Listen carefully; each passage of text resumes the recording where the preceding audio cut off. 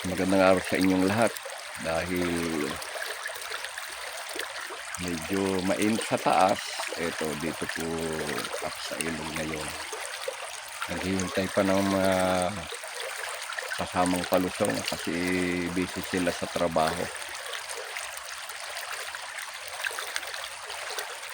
Ay iba naman po ay mga napasok sa pag-aaral. Yan, ganito kalinaw ito. Yan, tingnan nyo kung hindi siya nalalabo.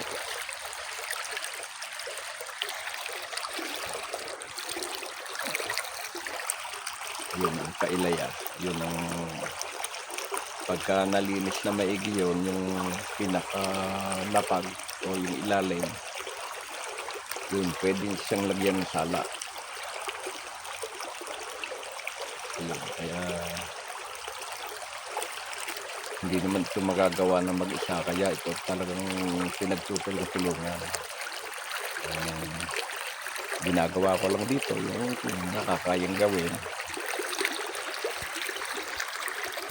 yung mga simpleng gawain lang.